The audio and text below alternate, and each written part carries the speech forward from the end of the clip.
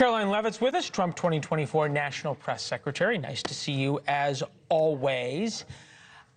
Is this a return to 2016 that the next 3.5 weeks focuses pretty much exclusively on illegal immigration?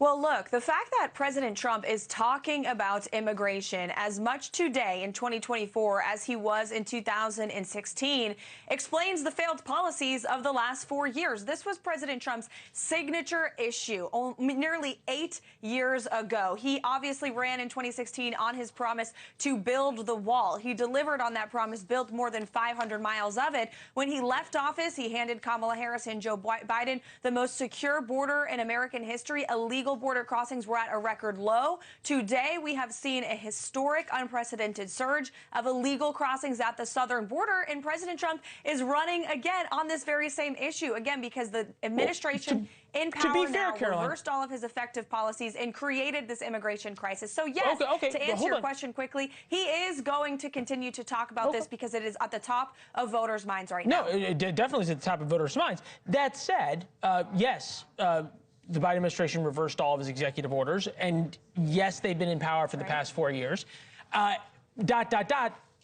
Donald Trump was in power for 4 years as president of the United States and couldn't get any of the immigration bills through Congress that he wanted to in order to codify any of this stuff into law. Isn't this at least partly his responsibility that he's now having to run on it 8 years later?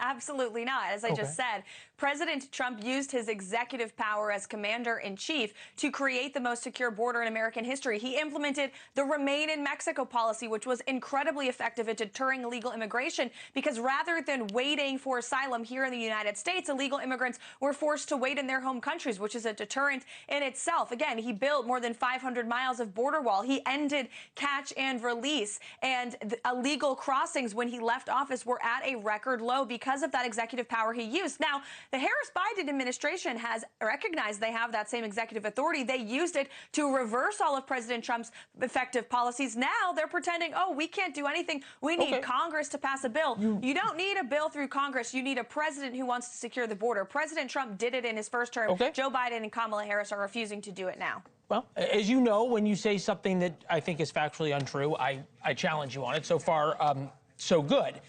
So we'll move forward. Yeah, there you go. We'll move forward a little bit, and I think it's interesting because President Trump was talking at about 2 p.m. Eastern, 3 p.m. Eastern, in a state that he's not going to win. Who's he trying to convince in Aurora, Colorado? Who is going to watch this rally and suddenly say, "Oh, gee, now I'm going to vote for Donald Trump in Pennsylvania"?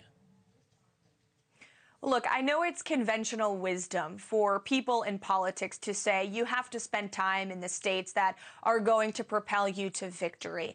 There's a chance President Trump could flip Colorado. He talked about it today. Never say never, Leland. But with that said, the purpose of today's event in Aurora, Colorado was because President Trump has heard about the residents in Aurora who are hurting because of the Biden-Harris illegal border crisis at our southern border. There has been an invasion of illegal immigrants on this city. There has been we saw the video.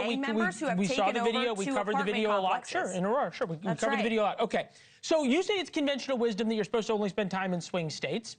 Fair. Conventional wisdom says you're supposed to be out barnstorming as well. Chris Cillizza, friend of the program, had what he called this morning, I thought interesting, he called it a radical proposal for Donald Trump over the next month. Take a listen. If Donald Trump did not do any of campaign events, did not appear in public, any media interviews or anything, did not Truth Social or tweet or anything. All they did once a day was his campaign put out a statement from him essentially bashing Kamala Harris on immigration and the economy and why she's been vice president for the last 3.5 years and hasn't fixed either of those two problems. I actually think he might have a better chance of winning. Is he on to something maybe that Donald Trump could be his own worst enemy at times? Absolutely not. President Trump is winning, in fact, because he is barnstorming the country. He did more events in September than Kamala Harris, far more. And look what happened. He rose in the polls. Kamala Harris has hit a plateau, and she is actually decreasing with some of her support amongst key Democrat demographics. So thanks for watching. Go to joinnn.com to find NewsNation on your television provider. And don't forget to click the red subscribe button below to get more of NewsNation's fact-driven, unbiased coverage.